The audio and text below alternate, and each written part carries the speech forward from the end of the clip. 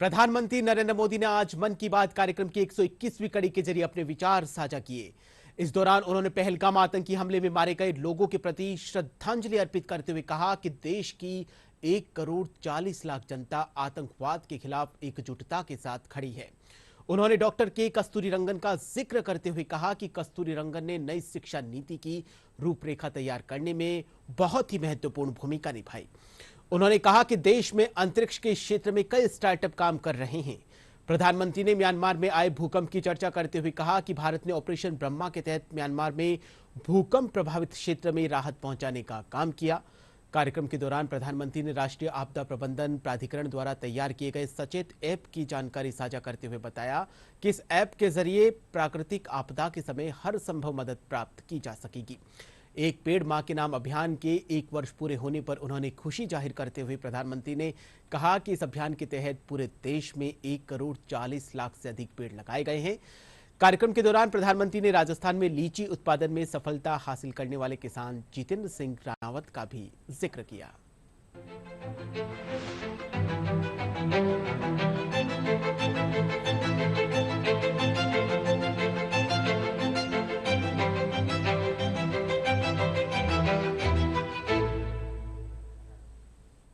मेरे प्यारे देशवासियों, नमस्कार। आज जब मैं आपसे मन की बात कर रहा हूं तो मन में गहरी पीड़ा है। 22 अप्रैल को पहलगाम में हुई आतंकी वारदात ने देश के हर नागरिक को दुख पहुंचाया है। पीड़ित परिवारों के प्रति हर भारतीय के मन में गहरी संवेदना है। भले वो किसी भी राज्य का हो, वो कोई भी भाषा बोलता हो, लेकिन वो उन लोगों के दर्द को महसूस कर रहा है जिन्होंने इस हमले में अपने परिजनों को खोया है। मुझे एहसास है हर भारतीय का खून आतंकी हमले की तस्वीरों को देखकर खौल रहा है। पहलगाम में हुआ ये हमला आतंक के सरपरस्तों की हताशा को दिखाता है, उनकी कायरता को दिखाता है।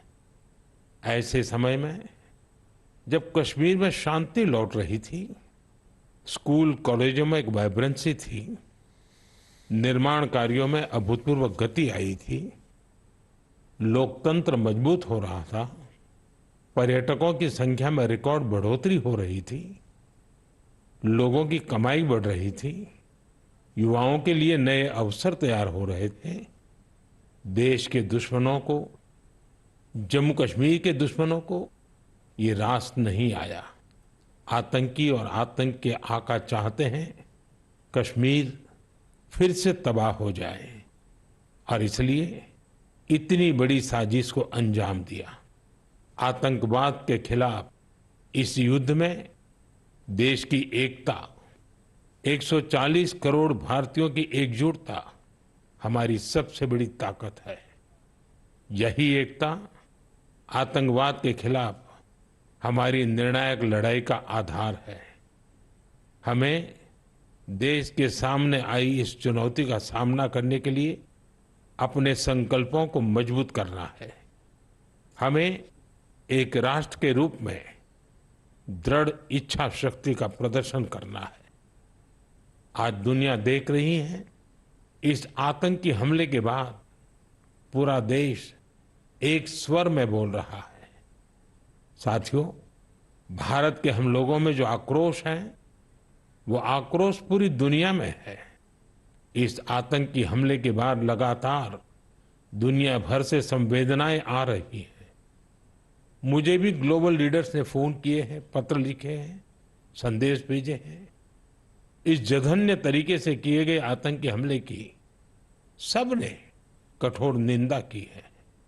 उन्होंने मृतकों के परिवारजनों के प्रति संवेदनाएं प्रकट की है। पूरा विश्व आतंकवाद के खिलाफ हमारी लड़ाई में 140 करोड़ भारतीयों के साथ खड़ा है।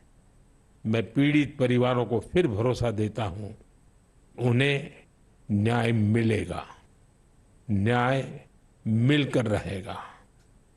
इस हमले के दोषियों और साजिश रचने वालों को कठोरतम जवाब दिया जाएगा। साथियों, 2 दिन पहले हमने देश के महान वैज्ञानिक डॉक्टर के कस्तूरीरंगन जी को खो दिया है। जब भी कस्तूरीरंगन जी से मुलाकात हुई, हम भारत के युवाओं के टैलेंट, आधुनिक शिक्षा, स्पेस साइंस ऐसे विषयों पर काफी चर्चा करते थे। विज्ञान, शिक्षा और भारत के अंतरिक्ष कार्यक्रम को नई ऊंचाई देने में उनके योगदान को हमेशा याद किया जाएगा।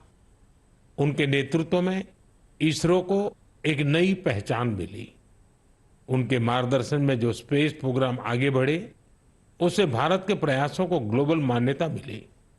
आज भारत जिन सैटेलाइट्स का उपयोग करता है, उनमें से कई डॉक्टर कस्तूरीरंगन की देखरेख में ही लॉन्च की गई थी। उनके व्यक्तित्व की एक और बात बहुत खास थी, जिससे युवा पीढ़ी उनसे सीख सकती है। उन्होंने हमेशा इनोवेशन को महत्व दिया। कुछ नया सीखने, जानने और नया करने का विजन बहुत प्रेरित करने वाला है। डॉक्टर के कस्तूरीरंगन जी ने देश की नई राष्ट्रीय शिक्षा नीति तैयार करने में भी बहुत बड़ी भूमिका निभाई थी। डॉक्टर कस्तूरीरंगन 21वीं सदी की आधुनिक जरूरतों के मुताबिक फॉरवर्ड लुकिंग एजुकेशन का विचार लेकर आए थे। देश की निस्वार्थ सेवा और राष्ट्र निर्माण में उनके योगदान को हमेशा याद किया जाएगा।